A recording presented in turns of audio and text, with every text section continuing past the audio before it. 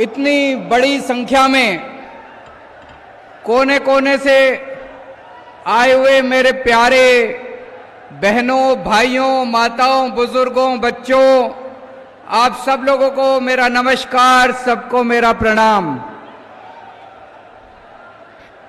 आज जब मैं यहां आ रहा था,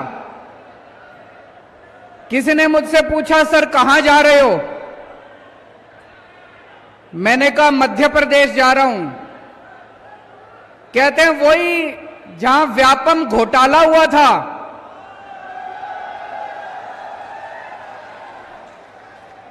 सोचो, इन नेताओं ने, इन पार्टियों ने मध्य प्रदेश का क्या बदनाम कर दिया। मध्य प्रदेश के लोग मेहनती लोग हैं, मध्य प्रदेश के लोग ईमानदार लोग हैं, मध्य प्रदेश के लोग देशभक्त लोग हैं। लेकिन आप जब पूरे देश के अंदर मध्य प्रदेश की चर्चा होती है तो लोग कहते हैं वही राज्य जहां पे व्यापम घोटाला हुआ था। आपका क्या कसूर है? लोगों का क्या कसूर है? आपके नेताओं ने और आपकी पार्टियों ने आज पूरे देश के अंदर आपका नाम बदनाम कर दिया। एक टाइम दिल्ली का भी यही हाल था। जब दिल्ली में कांग्रेस की सरकार थी, पूरे देश में जब दिल्ली की चर्चा होती थी, कहते थे वो कॉमनवेल्थ घोटाले वाला दिल्ली, सीएनजी घोटाले वाला दिल्ली, 2G घोटाले वाला दिल्ली। दिल्ली घोटालों के नाम से जाना जाता था। आज जब से आम आदमी पार्टी की सरकार बनी है, पूरे देश में जब दिल्ली की चर्चा होती है, लोग क्या कहते हैं?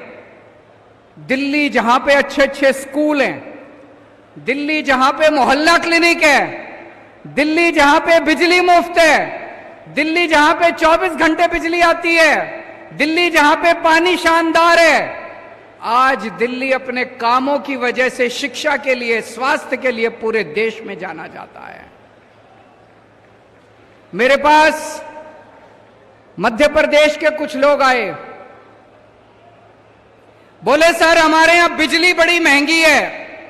बिजली महंगी है या सस्ती है? आपको जान के ताज्जुब होगा, दिल्ली में बिजली फ्री है, दिल्ली में बिजली मुफ्त है, बिजली का बिल नहीं आता, बिजली का बिल 0 आता है। 0 मतलब 0, एक भी पैसा नहीं देना पड़ता। 1 साल से हमारी पंजाब में सरकार बनी है, पंजाब में भी अब बिजली का बिल 0 आने लगा है। 0। मैं मजाक नहीं कर रहा, मैं ये देख रहा हूं, कई लोग बड़े अचंभे से देख रहे हैं कि 0 कैसे आ सकता है। दिल्ली में बिजली का बिल 0 आता है, 0। पंजाब में बिजली का बिल 0 आता है, 0। और 24 घंटे बिजली आती है। 24 घंटे बिजली के पावर कट नहीं लगते। पहले दिल्ली में 8-8 घंटे पावर कट लगते थे। जब से दिल्ली में हमारी सरकार आई है, 24 घंटे बिजली आती है, 0 बिजली का बिल आता है। पंजाब में 1 साल पहले तक 7-7, 8-8 घंटे के पावर कट लगते थे। जब से हमारी सरकार आई है, पंजाब में 24 घंटे बिजली आती है, 0 बिजली का बिल आता है। मुझे पता चला है कि मध्य प्रदेश में भी 8-8, 10-10 घंटे के पावर कट लगते हैं और 200 यूनिट के मुझे बताया गया 2000 रुपए का बिल आता है। 2000 रुपए का बिल। एक बेचारा आम आदमी बिजली का बिल भरेगा कि कमाएगा कि खाएगा, क्या करेगा? दोस्तों, जब मैंने दिल्ली में बिजली का बिल 0 करा, मोदी जी बड़े नाराज हो गए, प्रधानमंत्री जी बहुत नाराज, गुस्सा हो गए मेरे से बहुत ज्यादा। बोले केजरीवाल फ्री की रेवड़ी बांट रहा है, केजरीवाल फ्री की रेवड़ी बांट रहा है। प्रधानमंत्री जी बहुत बड़े हैं, हम तो बहुत छोटे हैं। मैं प्रधानमंत्री जी को पूरी विनम्रता से कहना चाहता हूं, हां मोदी जी, मैं फ्री की रेवड़ी बांट रहा हूं। आपको क्या तकलीफ है अगर मैं फ्री की रेवड़ी बांट रहा हूं तो? आपको फ्री की रेवड़ी चाहिए कि नहीं चाहिए? दिल्ली वालों को, हर दिल्ली वाले के हाथ में मैंने 7 फ्री की रेवड़ी रख दी। 7 फ्री की रेवड़ी हर एक दिल्ली वाले के हाथ में। पहली रेवड़ी, हर दिल्ली वाले की बिजली मुफ्त कर दी मैंने। 24 घंटे बिजली फ्री कर दी। 24 घंटे बिजली आती है, मुफ्त बिजली आती है। पहली फ्री की रेवड़ी। दूसरी फ्री की रेवड़ी, पूरे दिल्ली में शानदार स्कूल बना दिए। इतने अच्छे अच्छे स्कूल, इतने अच्छे अच्छे स्कूल बच्चों के पढ़ाई लिखाई के लिए। गरीबों के बच्चे, अमीरों के बच्चे एक साथ पढ़ते हैं। अब एक ही डेस्क पे जज का बेटा, आईएएस अफसर का बेटा और रिक्शे वाले का बेटा एक ही डेस्क पे बैठ के एक साथ पढ़ते हैं दिल्ली के अंदर। सबके बच्चों के लिए मैंने शिक्षा मुफ्त कर दी, पूरी शिक्षा मुफ्त। शानदार स्कूल बना दिए पूरी दिल्ली में। ये दूसरी रेवड़ी। तीसरी रेवड़ी, सबका इलाज मुफ्त कर दिया। सबका, बच्चा, बूढ़ा, जवान, औरत, आदमी, ब्राह्मण, बनिया, इस जात का, उस जात का, इस धर्म का, उस धर्म का, अमीर, गरीब, शानदार सरकारी अस्पताल बना दिए। जगह जगह मोहल्ला क्लिनिक खोल दिए। सबका इलाज मुफ्त कर दिया। ये तीसरी रेवड़ी। चौथी रेवड़ी, सबका पानी मुफ्त कर दिया। साफ पानी, और पानी का बिल नहीं आता, पानी का बिल 0 आता है। पांचवी रेवड़ी, बसों के अंदर महिलाओं का सफर फ्री कर दिया। किसी भी बस में, चाहे सरकारी हो चाहे प्राइवेट हो, किसी भी बस में महिला चढ़ जाए उसके पैसे नहीं लगते, फ्री में चलती है महिलाएं। छठी रेवड़ी, हर एक घर के बुजुर्गों को फ्री में तीर्थ यात्रा करा के लाता हूं। अयोध्या जी ले जाता हूं, द्वारकाधीश ले जाता हूं, शिरडी बाबा ले जाता हूं, पुरी जी ले जाता हूं, रामेश्वरम ले जाता हूं। पूरे देश में जहां आप कहो वहीं बुजुर्गों को तीर्थ यात्रा करा के लाता हूं। और 7वीं रेवड़ी, अपने युवाओं के लिए रोजगार का इंतजाम कर रहे हैं। 12 लाख बच्चों का रोजगार का इंतजाम किया। भगवंत मान ने 30,000 सरकारी नौकरियां दे दी और अभी 3 लाख बच्चों के लिए नौकरियों का इंतजाम कर रहे हैं। 3 लाख। 7 फ्री की रेवड़ी देता हूं मैं, 7 फ्री की रेवड़ी। मोदी जी मेरे से बहुत गुस्सा है, बहुत नाराज है मोदी जी मेरे से। मैं आपको पूछना चाहता हूं, आपको ये 7 रेवड़ियां चाहिए कि नहीं चाहिए? एक बार ही दोनों हाथ ऊपर करके बता दो, ये फ्री की रेवड़ी चाहिए कि नहीं चाहिए? मैं मोदी जी से कहना चाहता हूं, मोदी जी, इतनी महंगाई कर रखी है आपने चारों तरफ, इतनी महंगाई कर रखी है। मैंने अगर हर इंसान की चेहरे पे थोड़ी सी मुस्कान ला दी तो बताओ मैंने क्या पाप कर दिया? इतनी महंगाई हो रही है चारों तरफ। मैंने एक आदमी से पूछा, बोला जी आजकल घर का खर्चा नहीं चलता, तनख्वाह बढ़ी नहीं, खर्चे रोज बढ़ रहे हैं। दूध महंगा हो गया, सब्जियां महंगी हो गई, आटा महंगा हो गया, चावल महंगे हो गए, हर चीज महंगी हो गई। मैंने उससे पूछा कैसे हो गई महंगाई? कहता जी अपने आप ही हो गई, भगवान ने कर दी। अरे भगवान महंगाई क्यों करेगा? भगवान की दुश्मनी है आपसे। कैसे हो गई महंगाई इतनी? पूरे देश में इतनी महंगाई कैसे हो गई? इतनी महंगाई हो गई क्योंकि उन्होंने लूट मचा रखी है, सरकारी खजाने की लूट मचा रखी है इन्होंने। मोदी जी अपने दोस्तों में खुलेआम पैसे लुटा रहे हैं। उनके एक दोस्त ने बैंक से 34,000 करोड़ रुपए का लोन लिया। बंबई का एक आदमी है, मोदी जी का दोस्त है, 34,000 करोड़ का लोन लिया। मोदी जी ने सारा लोन माफ कर दिया, सारा लोन माफ कर दिया।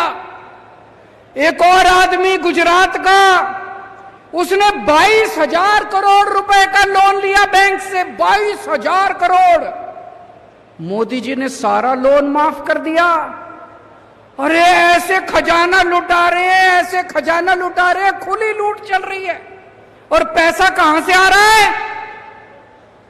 आपके ऊपर टैक्स लगा रहे हैं। दूध पे टैक्स लगा दिया, छाछ पे टैक्स लगा दिया, पनीर पे टैक्स लगा दिया, आटे पे टैक्स लगा दिया, चावल पे टैक्स लगा दिया, तेल पे टैक्स लगा दिया, हर चीज पे टैक्स लगा दिया। अंग्रेज, हम कहते हैं अंग्रेज हमारा खून चूसते थे, इतना खून तो अंग्रेजों ने भी नहीं चूसा। अंग्रेजों ने भी कभी आटे पे टैक्स नहीं लगाया था, अंग्रेजों ने कभी दूध पे टैक्स नहीं लगाया था, अंग्रेजों ने कभी चाय पे टैक्स नहीं लगाया था, अंग्रेजों ने कभी चावल पे, खाने पीने की चीजों पे टैक्स नहीं लगाया था। पिछले 75 साल में एक बार भी खाने पीने की चीज पे टैक्स नहीं लगा था। देश में पहली बार मोदी ने पहली बार टैक्स लगाया खाने पीने की चीज। और कितना टैक्स? पेट्रोल ले लो, पेट्रोल क्या भाव है यहां पे मध्य प्रदेश में? 108 रुपए, 108 रुपए पेट्रोल है आपके यहां। उसमें 57 रुपए पेट्रोल और बाकी सारा टैक्स।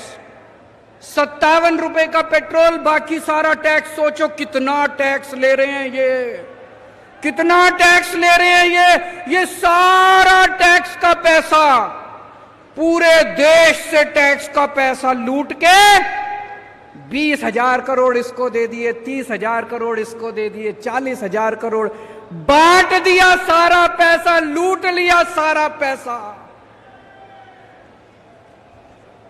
मैं आपसे पूछना चाहता हूं, जिस आदमी के 34,000 करोड़ रुपए माफ करे,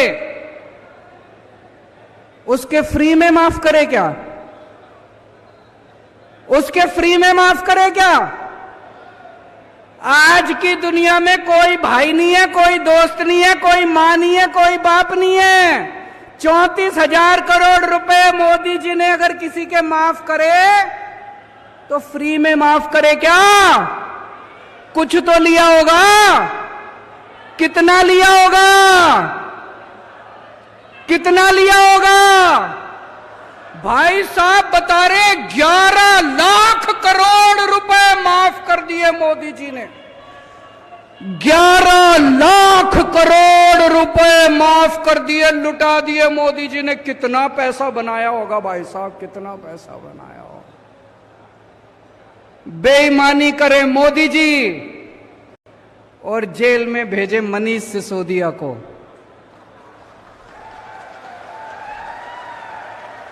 बताओ मनीष सिसोदिया का क्या कसूर है? एक बेचारा टीचर का बेटा गरीबों के बच्चों को पढ़ाने चला था। मनीष सिसोदिया ने पूरी दिल्ली में जगह जगह स्कूल बनवाए, गरीबों के बच्चों के लिए स्कूल बनवाए। सवेरे 6 बजे उठता था और स्कूलों में चला जाता था। मनीष सिसोदिया आज जेल में और बेईमानी करने वाले खुलेआम घूम रहे हैं। दोस्तों 10 साल में इन लोगों ने बेड़ा गर्क कर दिया देश का। 10 सालों के अंदर नोटबंदी करी इन्होंने। मैं पूछना चाहता हूं आपसे, किसका फायदा हुआ नोटबंदी से? कह रहे थे भ्रष्टाचार दूर होगा, भ्रष्टाचार दूर हुआ। कह रहे थे आतंकवाद दूर होगा, आतंकवाद दूर हुआ। कोई फायदा नहीं हुआ, कोई फायदा नहीं हुआ। भाई साहब अगर आज पढ़ी लिखी सरकार होती, किसी हालत में नोटबंदी ना करती, बिल्कुल नोटबंदी ना करती। मैंने एक इंटरव्यू देखा था प्रधानमंत्री जी का। उनसे पूछा, प्रधानमंत्री जी आप कितने पढ़े हो? बोले मैं बस गांव के स्कूल में गया हूं, मैं कॉलेज नहीं गया। मैंने उनका एक भाषण सुना था प्रधानमंत्री जी का, उस भाषण में कह रहे थे मैं बस गांव के स्कूल में गया हूं, मैं कहीं कॉलेज वॉलेज की पढ़ाई नहीं करी।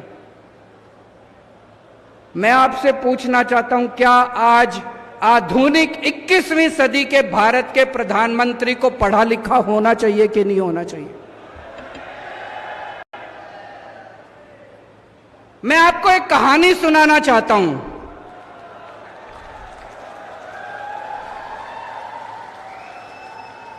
कहानी का नाम है चौथी पास राजा।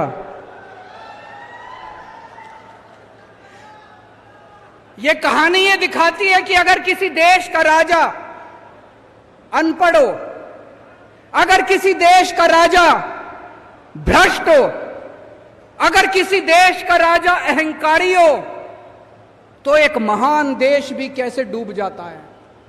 यह कहानी ये दिखाती है। एक बहुत महान देश था, बहुत महान देश था। उस देश में एक गांव में एक बहुत गरीब परिवार में एक बच्चे का जन्म हुआ। तो गांव में जैसे बच्चे का जन्म होता है, हर गांव का एक ज्योतिषी होता है, एक पंडित होता है। वो ज्योतिषी आया, उसने बच्चे की कुंडली बनाई। बच्चे की कुंडली बना के ज्योतिषी बोला, माई तेरा बेटा बड़ा होके बहुत बड़ा सम्राट बनेगा। मां बोली, मैं तो एक बहुत गरीब औरत हूं, मेरा बेटा सम्राट कैसे बनेगा? ज्योतिषी बोला, नहीं माई, इसके बच्चे की कुंडली में लिखा है। बच्चा धीरे धीरे बड़ा होने लगा, उसे गांव के स्कूल में भर्ती करा दिया। बच्चे का पढ़ने लिखने में मन नहीं लगता था। किसी तरह से मुश्किल से उसने चौथी पास करी। मां ने स्कूल से नाम कटा दिया।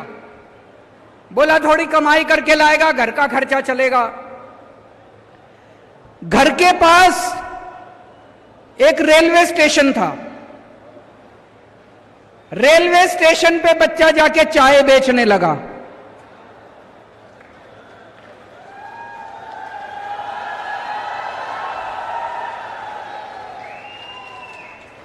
बच्चा भाषण बड़े अच्छे देता था, बचपन से ही भाषण बड़े अच्छे देता था।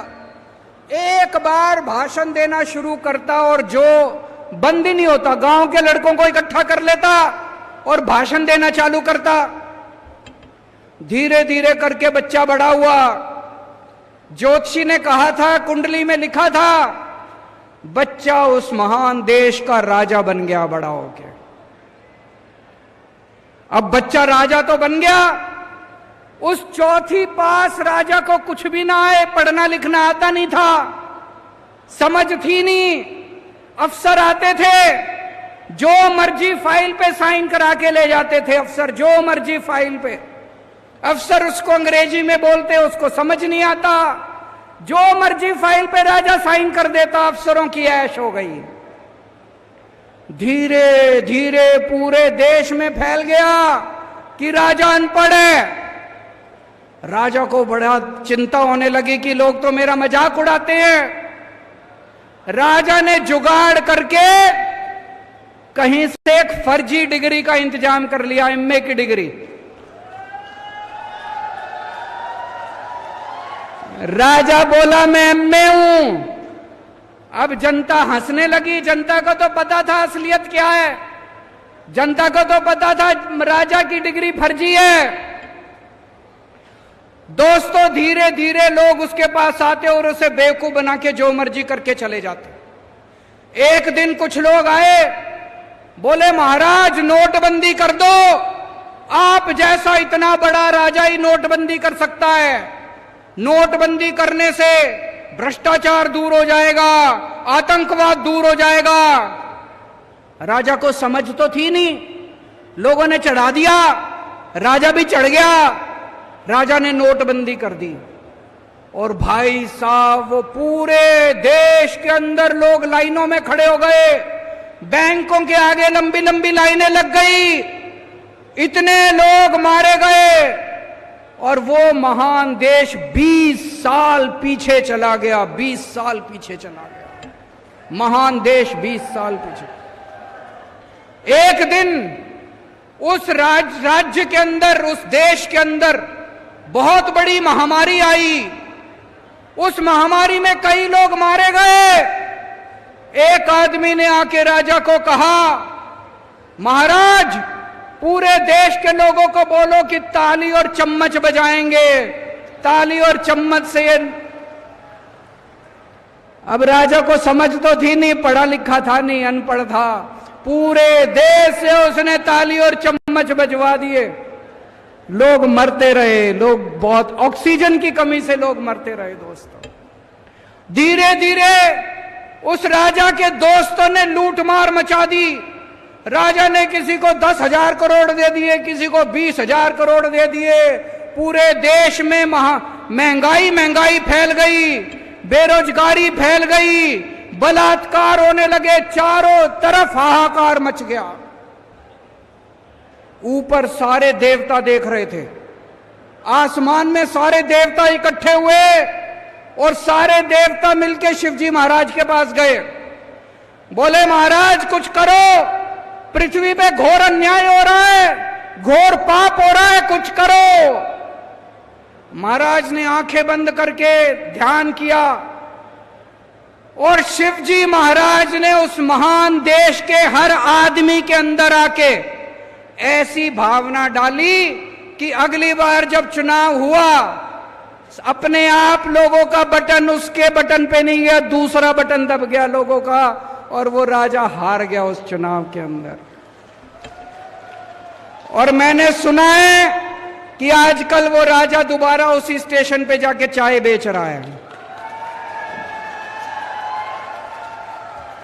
दोस्तों, वक्त बड़ा बलवान है, वक्त बड़ा बलवान है, वक्त से डरना चाहिए। और अंत में मैं आप लोगों को यही कहना चाहता हूं, जैसे दिल्ली के लोगों ने बीजेपी और कांग्रेस को उखाड़ के फेंका, जैसे पंजाब के लोगों ने बीजेपी, कांग्रेस, अकाली दल को उखाड़ के फेंका, एक मौका आप लोग आम आदमी पार्टी को देके देखो। मैं आपको कहना चाहता हूं, आप इस मामा को भी भूल जाओगे और मामा के सारे इन चेले चपाटों को भी भूल जाओगे। भारत माता की। बहुत बहुत धन्यवाद। अभी आपने जाना नहीं है, क्योंकि राष्ट्रगान होगा। जहां जहां आपकी सीटें हैं वहां पर खड़े हो जाइए।